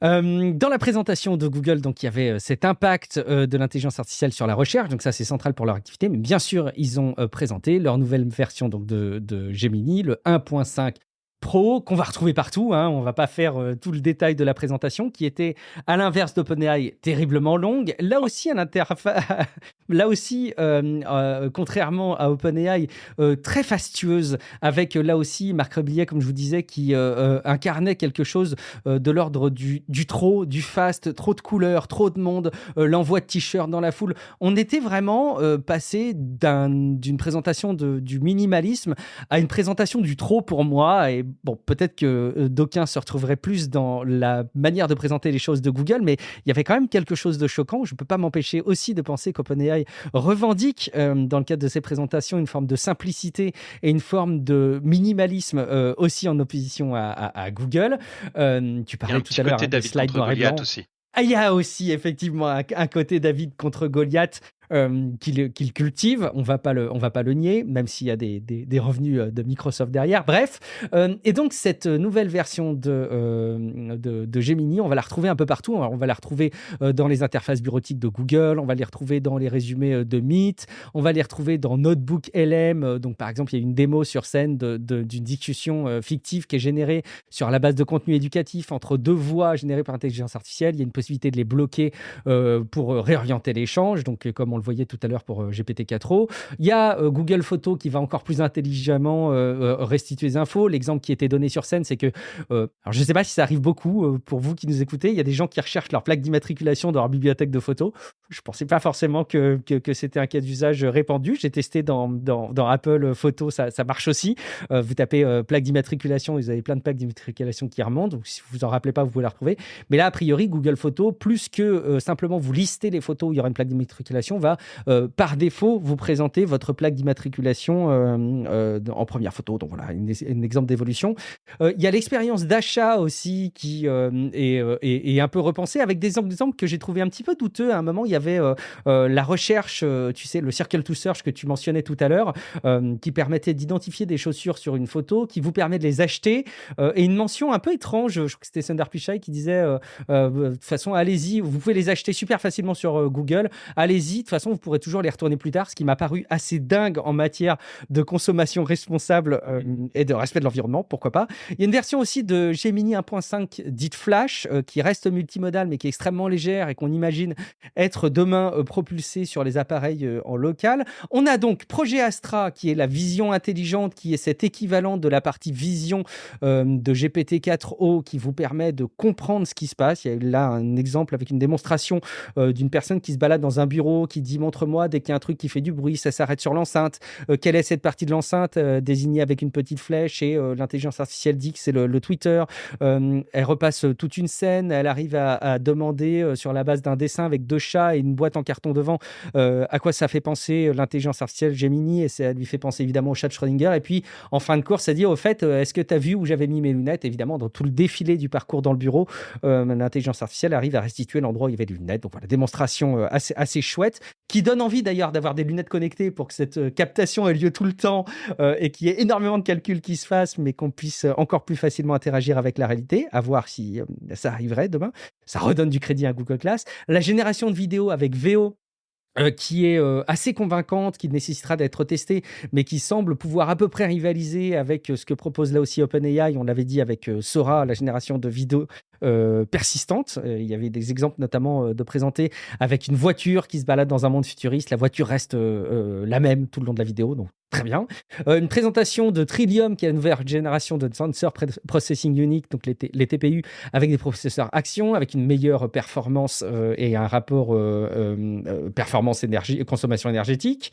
On a beaucoup d'évolutions dans Gmail qui sont proposées à l'intelligence artificielle, avec le résumé d'un mail, suggérer des contenus pour les réponses, gérer tous les reçus qu'on a eu par mail et les interfaces et les balancer dans un dossier Google Drive, ou même en faire un tableau dans Google Sheet, tout ça avec une intelligence artificielle. Il y a même la possibilité d'interroger l'intelligence artificielle pour faire de l'analyse de données sur les tableaux de Google Sheet.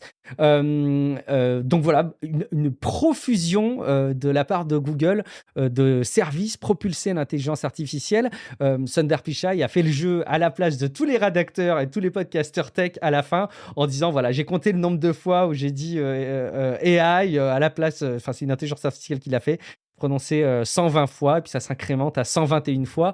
Et derrière, au moment où il y a eu la présentation, on pouvait même se demander si Google allait proposer une mention une nouvelle version, ou en tout cas allait en parler, une nouvelle version d'Android. Alors on sait entre-temps qu'ils ont fait des présentations, on va peut-être pouvoir en toucher un petit mot, et j'imagine que tu les as suivis de près, Manu, mais voilà, pour résumer sur cette conférence de la profusion et de l'opposition avec celle d'OpenAI, est-ce que tu as des choses que tu voudrais souligner? Moi, je les ai trouvées finalement décevants par cet abus d'infos, trop long, trop d'infos, pas assez clair, pas assez pensé utilisateur.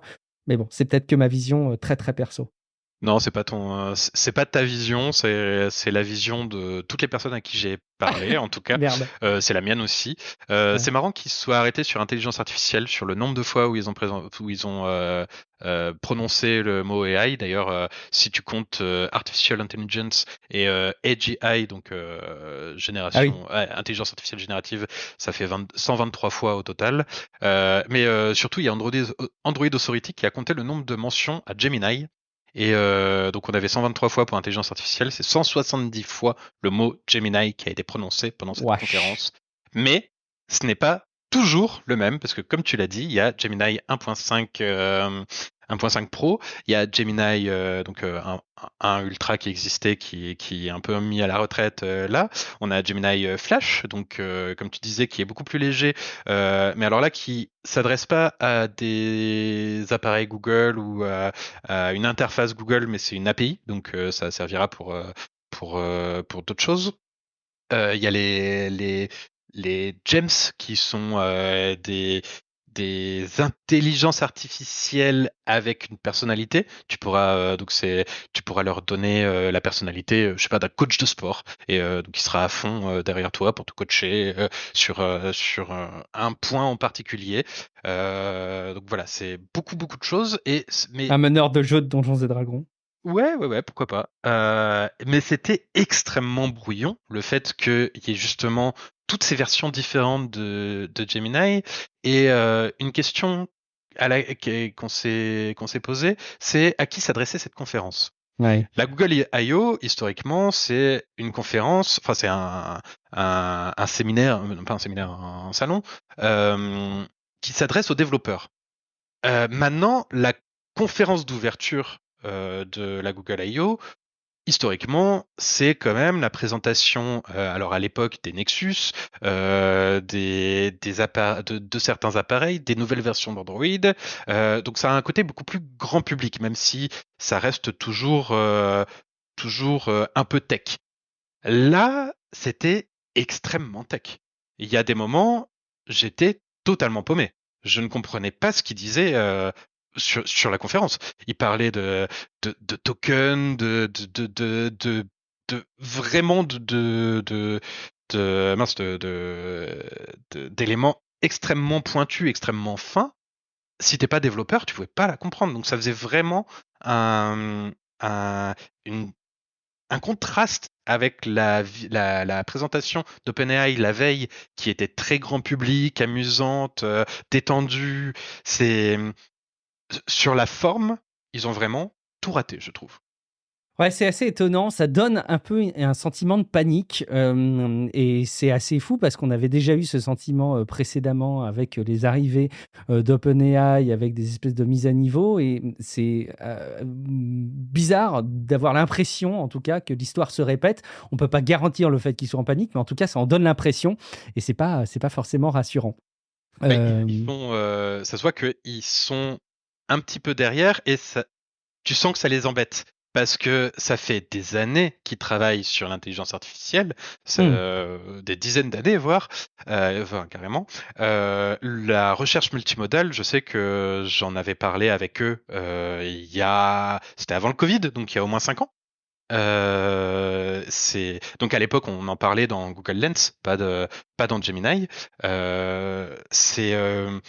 Donc ils se font couper l'herbe sous le pied par OpenAI, et là ils avaient une démonstration qui était ultra impressionnante, parce que pour le coup je la trouve beaucoup plus impressionnante que celle d'OpenAI, le projet Astra dont tu as parlé tout à l'heure.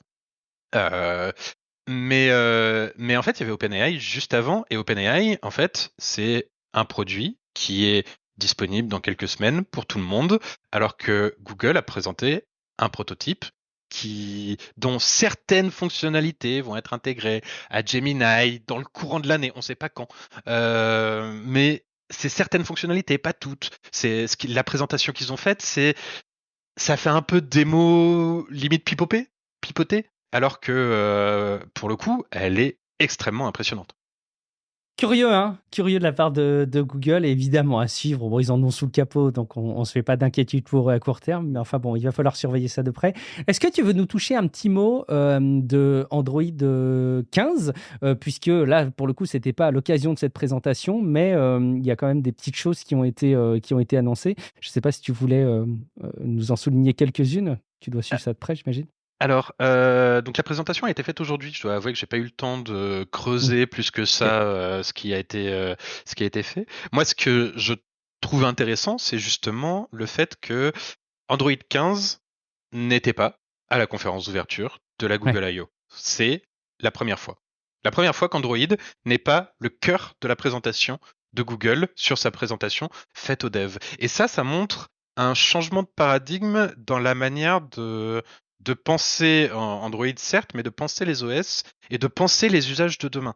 C'est-à-dire qu'aujourd'hui, en fait, c'est plus Android qui est important, c'est plus ton téléphone qui est important. On s'en fout. Ce qui est important, c'est l'usage qui va être apporté dessus via une application, via un truc supplémentaire, une espèce de surcouche qui va te permettre d'interagir. Et en fait, que ce soit Android 15, Android 14, que ce soit un iPhone, on s'en fout maintenant. C'est plus ça qui importe. Et ça me rappelle un petit peu ce que fait Microsoft sur le gaming quand ils disent que eux, en fait, ils s'en foutent de vendre des consoles maintenant. Ce qu'ils veulent, c'est apporter l'écosystème Xbox à un maximum de joueurs, quel que soit l'appareil sur lequel ils jouent. Donc, t'as le cloud, t'as le Xbox Game Pass, et tu récupères tes sauvegardes et tout ton écosystème Xbox sur ta Xbox, certes, ta console de jeu, mais aussi sur ton ordinateur, sur ton smartphone via le cloud, sur des téléconnectés, les Samsung, etc. Donc en fait, t'as Xbox qui est devenu plus qu'une console, mais qui est devenu tout un écosystème et en fait qui s'est réduit au jeu et, et ce qui va avec. Et je pense que c'est un peu le message qu'a passé Google hier, c'est que en fait Android maintenant on s'en fout. Les prochaines mises à jour d'Android, elles vont plus vous intéresser. Le système, il est mature, il est terminé entre guillemets. Alors il y a toujours des nouveautés. Hein. Il y a le décodage de la V1 via David, le décodeur, le codec de Vidéolan, Cocorico. Hein. Ça c'est plutôt cool. Qui est intégré à Android 15. Il y a plein de petits trucs comme ça, mais c'est pas l'effet waouh grand public et l'usage que chacun va avoir. Non, l'usage maintenant, c'est Gemini. Et Gemini, tu pourras l'avoir sur ton téléphone, tu pourras l'avoir sur Chrome, puisque ils vont intégrer Gemini Nano, donc la version qui fonctionne en local, ils vont l'intégrer dans Chrome, donc maintenant tu l'auras directement dans Chrome. Un peu ce que fait encore une fois Microsoft avec Copilot, hein, tu l'as dans Windows, tu l'as directement sur Bing via ton navigateur, tu l'as d'ailleurs sur Edge dans ton navigateur, tu peux l'avoir sur ton téléphone, etc. Et là, on a vraiment cette idée-là que Android, maintenant, c'est le second plan. C'est pas grave, c'est pour les développeurs, c'est pour les nerds. Les nouveautés d'Android, c'est pas pour le grand public. Et le gros truc mis en avant, ça va être l'application qui va être dessus, donc Gemini. Mais pour bien comprendre, tu déplores, toi, ça. La manière dont tu le décris, c'est quelque chose que tu déplores ou c'est un constat voilà. Non, je le constate. Je Ouais. suis d'accord avec le fait que aujourd'hui, on n'est plus attaché à un appareil et Ça, c'est que vrai. en fait on a une continuité dans nos usages. Les sites que je regarde sur mon ordinateur, bah, je les regarde sur alors donc moi j'utilise Edge comme navigateur, j'ai Edge sur mon téléphone et alors ça m'embête parce que j'aimerais bien passer sur Firefox, mais Firefox sur Android est à chier.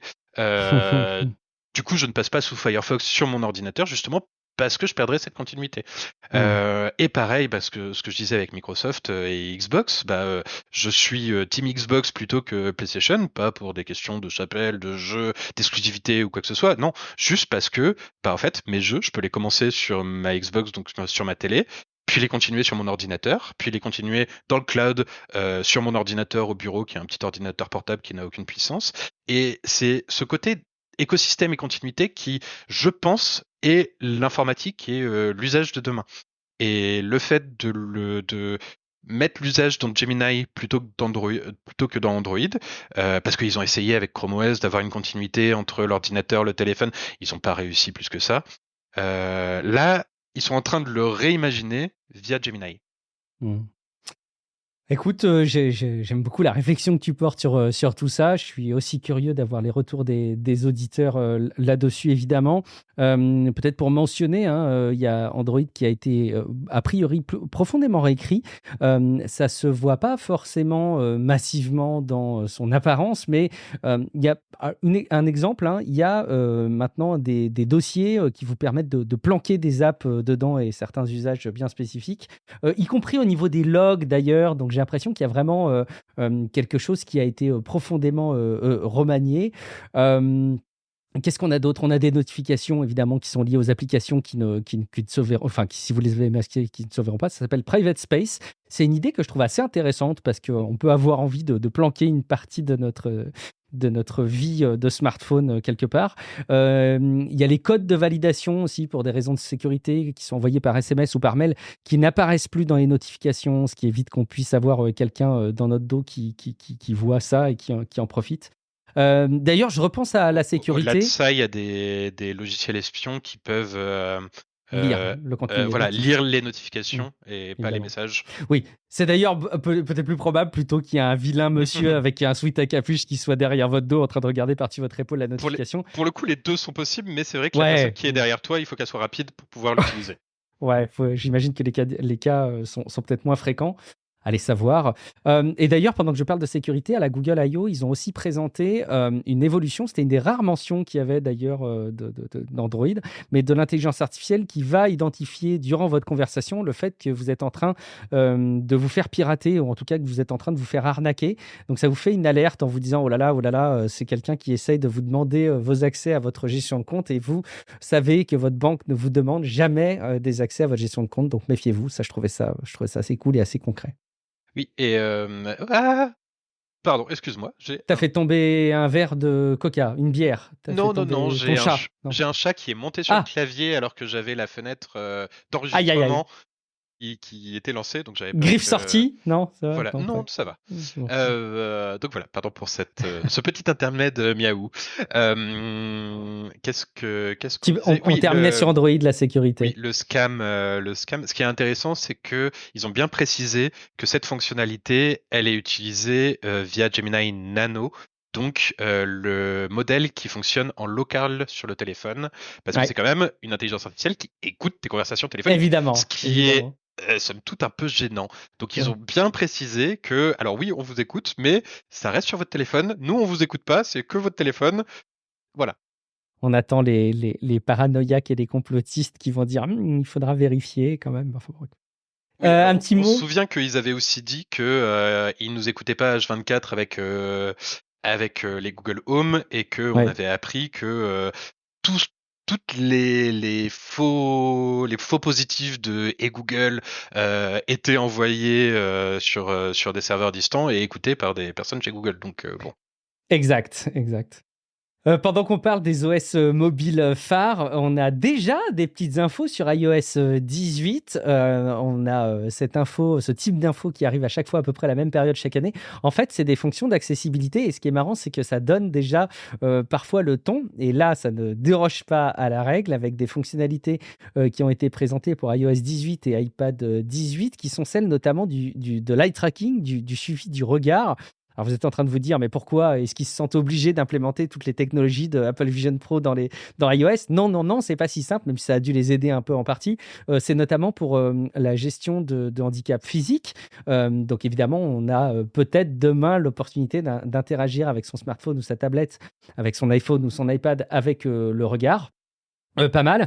On a aussi Music Haptics qui va jouer avec le moteur de vibration haptique de votre iPhone en synchronisation avec la musique qui est jouée. On peut imaginer que c'est une manière pour les personnes qui sont déficients auditifs de mieux percevoir la musique par la sensation. Ça donne envie. Bon, puis, accessoirement, j'ai l'impression que c'est assez cool. Et puis, on a la possibilité aussi de détecter une fonction qui devrait permettre à l'iPhone de détecter quand il est utilisé dans un véhicule en mouvement pour essayer de compenser le mal des transports. Donc, si vous avez l'habitude d'être malade en voiture, peut-être qu'on va avoir des manières de lutter contre ça pour mieux consulter son iPhone pendant qu'on est en voiture. Ah là là, quelle belle Non, on vie. peut regarder la route. Oui, sinon on peut discuter et regarder la route. Ah, rétrograde que nous sommes. Un dernier mot en matière d'intelligence artificielle, et qu'on traite les quelques petits sujets qui ne sont pas d'intelligence artificielle pour cet épisode. Il y a un truc assez bizarre qui arrive de manière concomitante avec la présentation d'OpenAI dont on vous a parlé. C'est deux personnes assez haut placées dans la hiérarchie d'OpenAI qui démissionnent.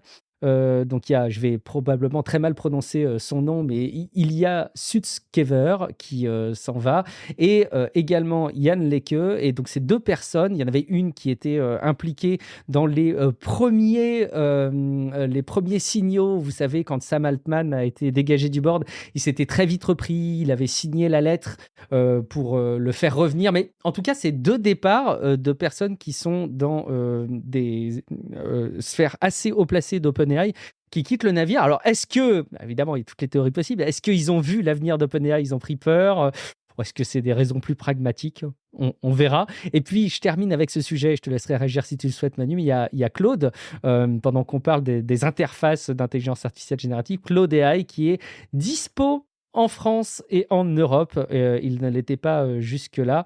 Il est développé par Anthropic, qui est elle-même une boîte qui est fondée, je crois, par d'anciens d'OpenAI. A priori, c'est un modèle de langage qui est assez cool, qui semble dépasser GPT-4.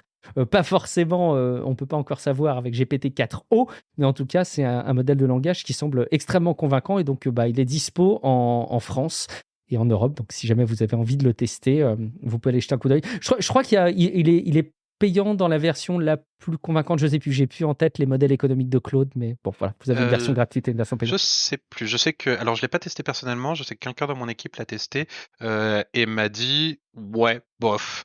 Mais ce qui est intéressant quand même avec Claude, et ce pourquoi il faut le garder à l'œil, c'est que comme OpenAI est soutenu par Microsoft, Claude c'est Amazon derrière. Donc Oui. ça reste la deuxième startup d'intelligence artificielle en termes de capitalisation et de levée de fonds Ouais, ces c'est vrai. derniers temps. Donc c'est un concurrent particulier à OpenAI et à Google sur ce secteur. Merci pour la précision, effectivement. On va faire une petite transition avec une autre rubrique. Alors, donc, je vous dis, c'est pas de l'intelligence artificielle, mais c'est d'autres sujets que je voulais partager dans cet épisode. Le premier, qui parle encore, malgré tout, un petit peu d'intelligence artificielle et de l'arrivée des nouvelles versions de systèmes d'exploitation. C'est une rumeur qui arriverait avec une fonction de gomme magique dans votre navigateur Safari dans iOS 18. L'idée, c'est d'identifier une zone, je sais pas, au hasard. Je vais sur Frandroid.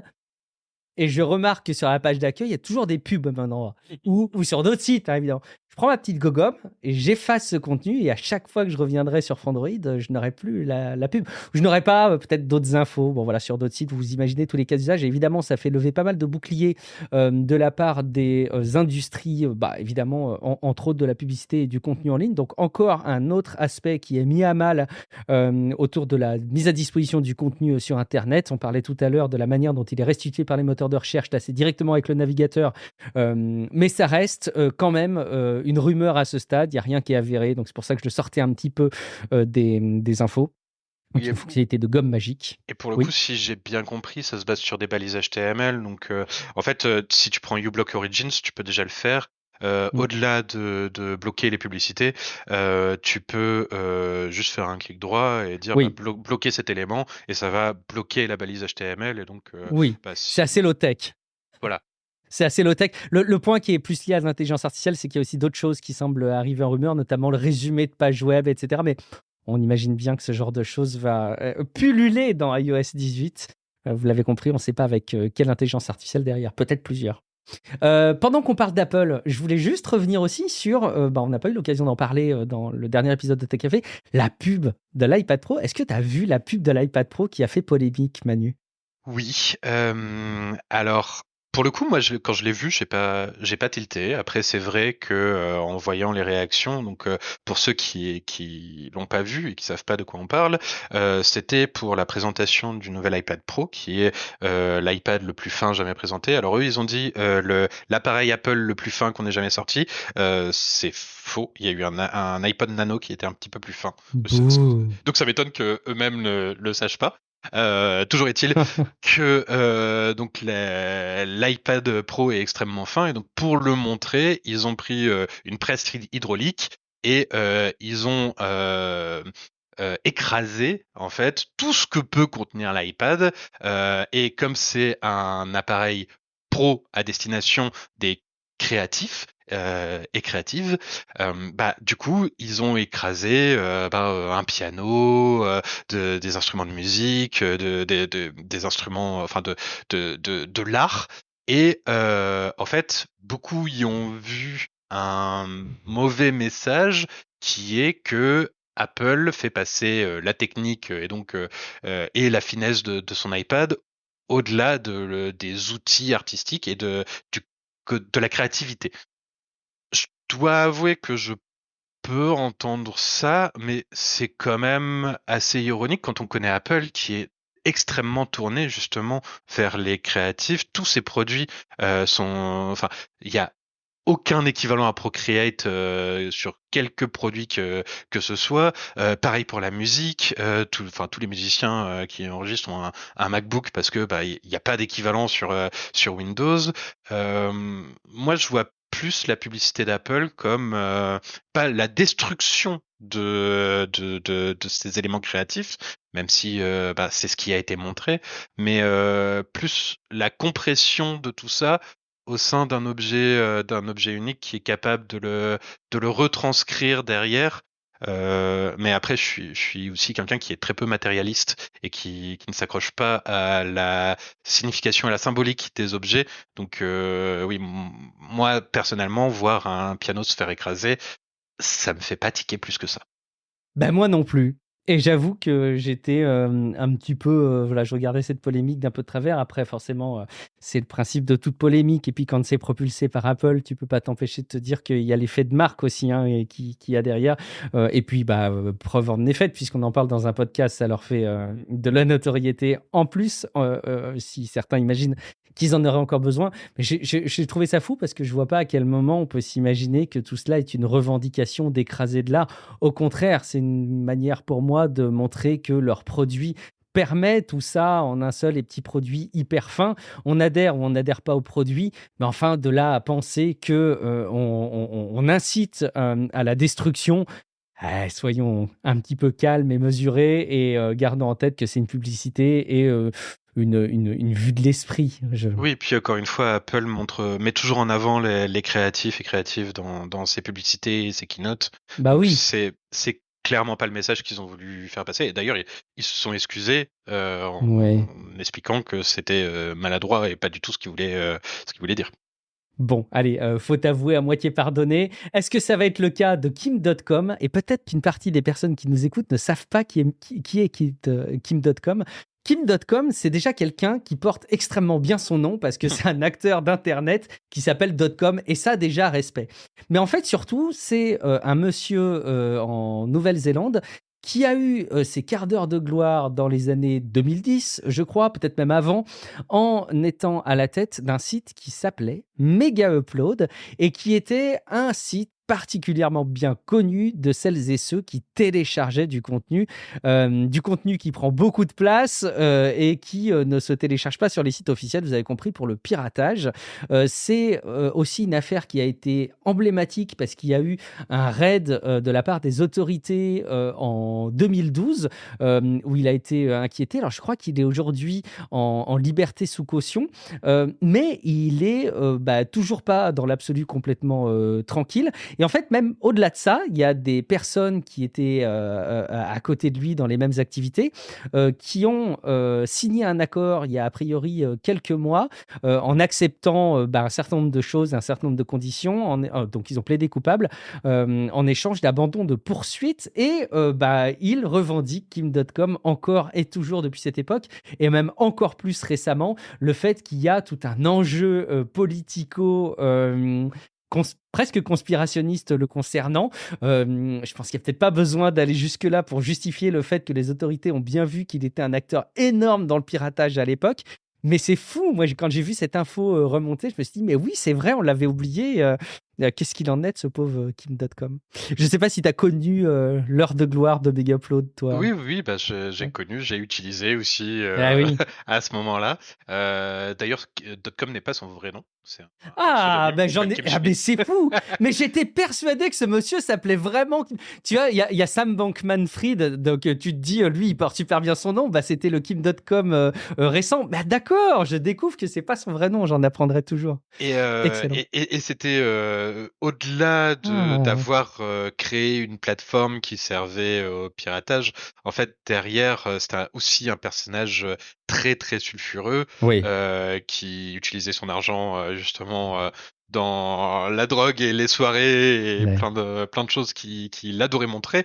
Je me demande s'il y a pas eu, enfin, il y a eu beaucoup de détournements, d'histoires limite mafieuses en fait avec lui. Mm. Donc c'est pas étonnant que le FBI soit à ses trousses et sur son dos à 24.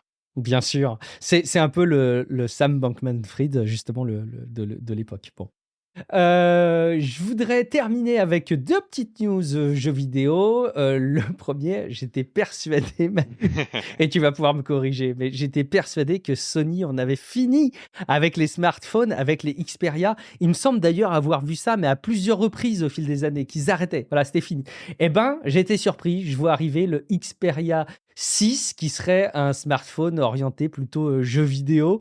Je me trompe en ayant identifié le fait que Sony avait prétendu arrêter les smartphones?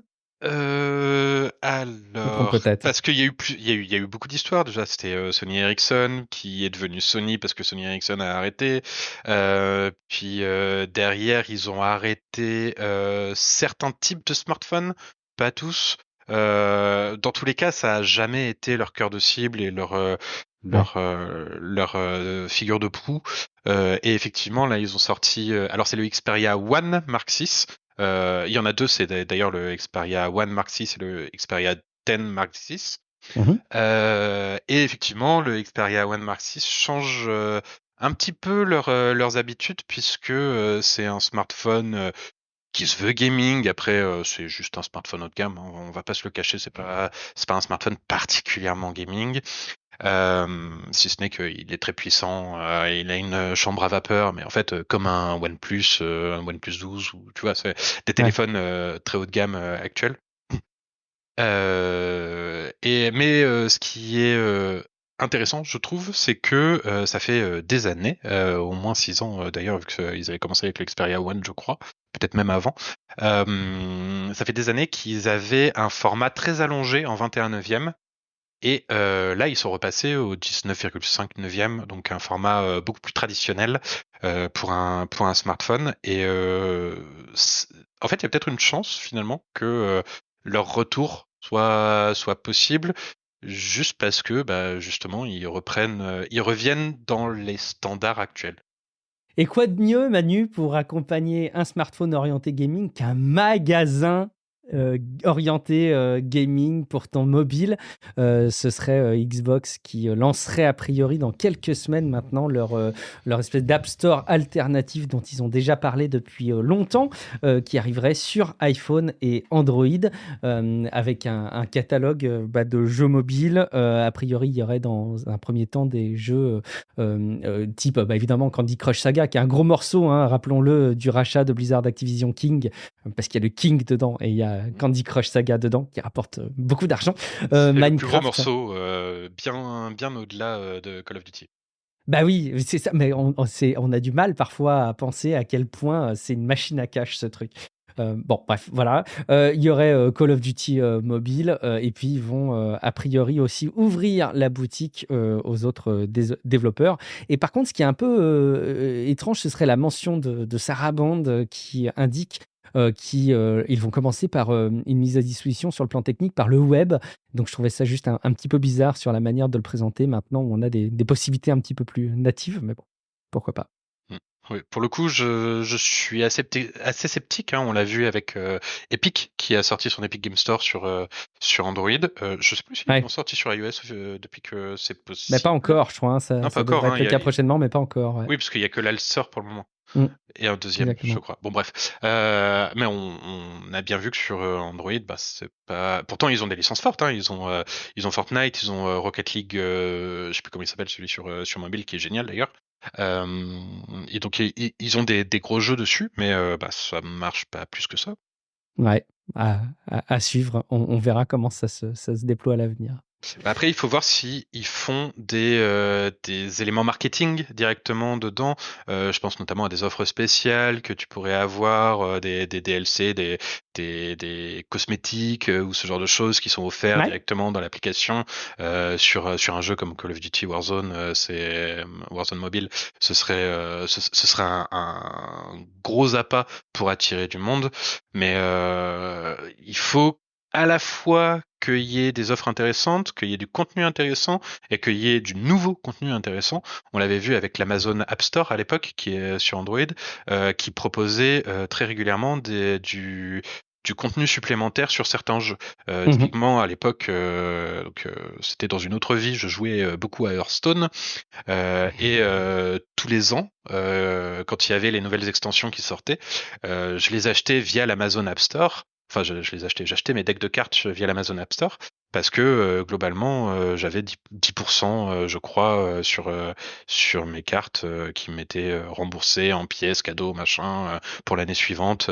Donc je passais par l'Amazon App Store. Mais en fait, je faisais un achat par an par l'Amazon App Store et jamais j'y remettais les pieds. Ouais, je ne sais pas si c'est viable, effectivement. On suivra, on verra. Merci infiniment de m'avoir accompagné, Manu, pour cet épisode de Tech Café dédié à des annonces qu'on pense être quand même un peu marquantes. Vous avez vu par plein d'aspects en matière d'intelligence artificielle et d'usage. Donc, les allergiques à l'intelligence artificielle vont être dégoûtés et les plus passionnés pourront commenter cet épisode un petit peu partout, que ce soit sur le serveur Discord, que ce soit dans les commentaires sur techcafé.fr ou même sur les réseaux sociaux. Dans tous les cas, si jamais cet épisode il vous a permis de passer un bon moment et surtout de vous tenir au courant de l'actualité tech et peut-être que vous n'avez pas suffisamment de temps pour consulter toutes ces infos, notamment en vidéo ou sur les sites d'infos, vous aurez peut-être l'opportunité de consulter ça en audio avec ce podcast. Vous avez aussi les liens vers les différents articles ou même les vidéos qui ont permis de construire cet épisode qui sont disponibles dans les notes de l'épisode. Je le rappelle maintenant assez régulièrement, mais je sais que dans les apps de podcast, parfois les notes débordent et le mieux est peut-être d'aller sur techcafé.fr. Mais peut-être aussi que je me dois de vous rappeler que si vous trouvez ça, encore une fois, utile et divertissant, que ça vous manquerait si Tech Café n'était plus dispo, d'aller jeter un coup d'œil sur patreon.com/techcafé pour envisager de nous soutenir. Mais au-delà de tout ça, au-delà de nos relais et des manières de retrouver l'information, je me dois quand même de souligner qu'on peut aussi, toi, Manu, te retrouver quelque part. Si on veut en savoir plus sur tout ce que tu fais, si on veut suivre ton travail, là, on peut aussi lancer, j'imagine, le navigateur. Où est-ce qu'on peut te retrouver ? Le plus simple, c'est sur Twitter. Enfin, on dit X maintenant, mais pas moi. À Nobunagashi, Nobunagashi. Merci beaucoup. Et puis, on te retrouve évidemment derrière les mots, les articles et les images que vous retrouvez sur frandroid.com, dont on se sert évidemment toujours aussi régulièrement dans la construction de Tech Café. Je suis Guillaume Vendée. Vous me retrouvez sur les réseaux sociaux et vous me retrouvez, comme chaque semaine, dans un épisode de Tech Café. Merci beaucoup pour votre fidélité. Rendez-vous dans quelques jours pour un prochain épisode. Ciao à toutes et à tous. Et merci à toi. Ciao tout le monde. Merci, ciao.